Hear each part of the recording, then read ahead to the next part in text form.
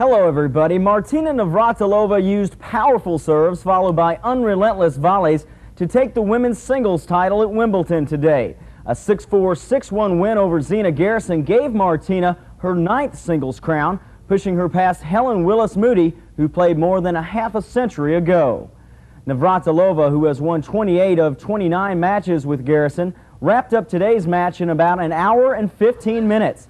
She used one service break to win the opening set and broke Zina 3 times in the second to finish it up.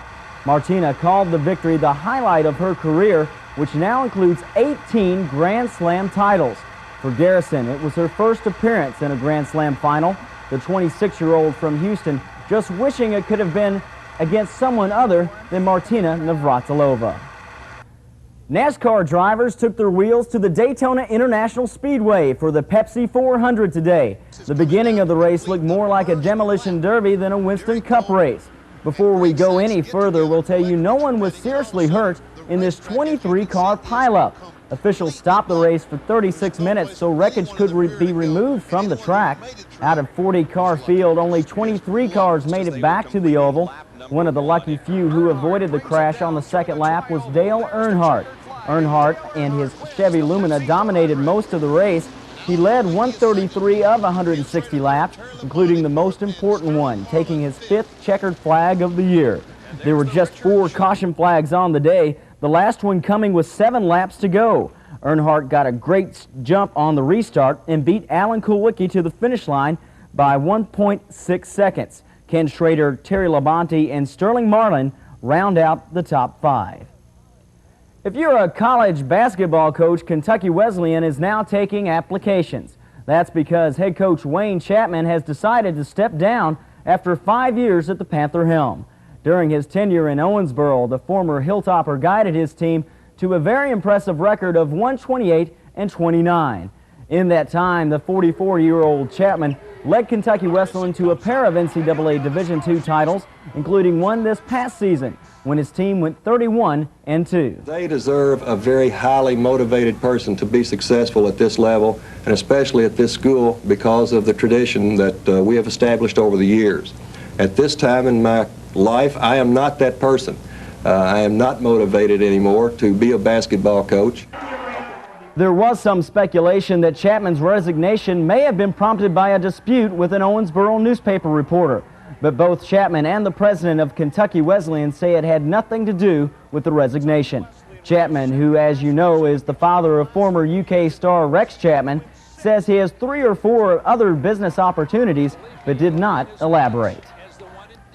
The Toronto Blue Jays are edging their way to the top of the AL East one step at a time. The Jays are just 1 game back of the first-place Red Sox after sending Seattle packing. The Jays sent left-hander Jimmy Key to the mound this afternoon and gave up 2 quick runs in the top of the first. Jeffrey Leonard belting his 10th homer of the year with a man aboard.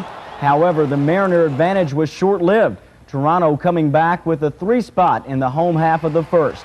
George Bell keying on the rally with a 2-run single as the Jays go on to a 4-2 win. Just 2 other games in the majors today. The Yankees tripped up the Twins in 12, 5-4. That's a final. And in the National League, San Fran nipped Chicago 10-9. We're going to take a 30-second timeout, and when we come back, we'll have highlights of the Busch Golf Classic and World Cup Soccer. Stay with us.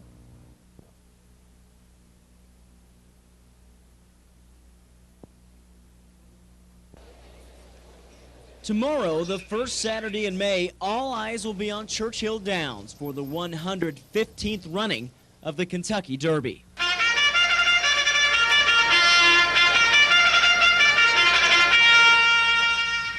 "16 horses will run for the Roses, but only one will be crowned in the winner's circle. The big question, as always, which horse will it be?"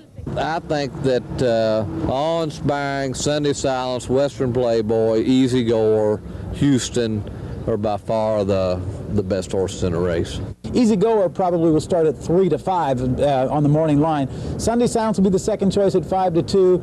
And Houston, I don't know, he regained some of his lost respect with that win in the Derby trial, but still, you know, you're really not sure about his ability to get that distance, to go around 2 turns with just, he's never wanted anything past a mile. So he's a big question mark, but I do think he's a good horse. Most of the top horses this year seem to be horses that have tactical speed. It can be up close, and I think will be.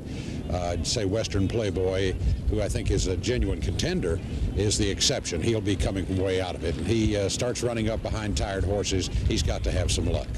They will all be together when they break from the gate on Derby Day, but around Churchill Downs, Easy Goer is the easy favorite. I like Easy Goer. Easy Goer by far. Easy Goer. If history is any indication, being the Derby favorite is not a good omen. Long shots to keep an eye on include the Arkansas Derby winner Danzel and Lexington Stakes champ Notation. Reporting from Churchill Downs in Louisville, Bill Caudle, News Center 13.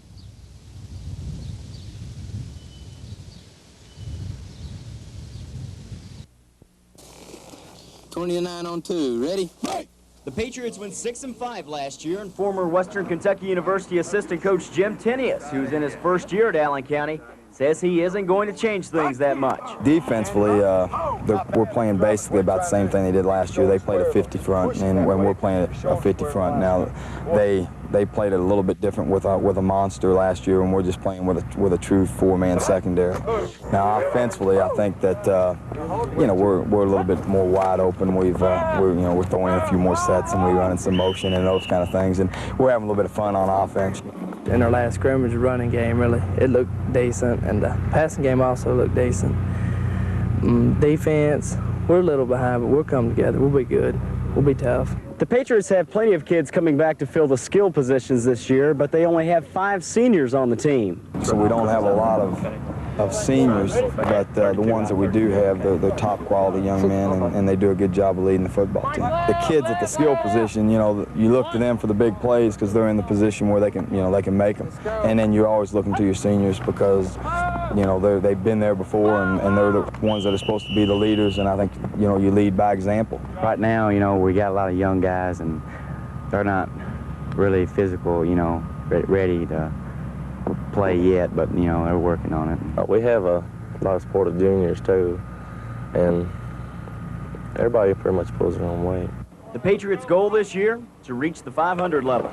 Reporting from Scottsville, I'm Bill Caudle, News Center 13. The Lady Topper Spikers have a bit of gold on their bench, Olympic gold. Assistant volleyball coach Yang Shi was a player on the Chinese Olympic volleyball team that took home the gold in the 1980 Games. I came here to pursue my master's degree. From there, I would like to go on and get my doctorate. On the other hand, I'm here to learn English, too. Yang Si is the Mickey Mantle of women's volleyball in China. She's a national hero. In fact, when she got married, her wedding was on national television. It's funny because a lot of people here don't even know that she's a celebrity. I mean, at home, she said she can't even go to the grocery store. Young Si's face is on coins, stamps, and letters in her homeland. She's big in China, but not in the United States. Although I lost my national celebrity status, I can learn something here I cannot accomplish in China. Volleyball is still developing. It's not conflicting for me. What I can get here compensates what I'll lose in China. Young Si speaks a little English, but not much. At first, she and the Lady Spikers had a communication problem. It's really neat. She's in practice. She demonstrates really well to us, and even though she can't maybe communicate verbally to us, just seeing her and passing and hitting and setting. We teach her little things like instead of saying ready, we'll say ready, Freddie, and so she's learning a little bit of slang, but we're teaching her some good stuff too. Young Si coached on the national level in China. She hopes to finish her graduate work at Western and build a new coaching career in the United States. In Bowling Green, Bill Caudle, News Center 13.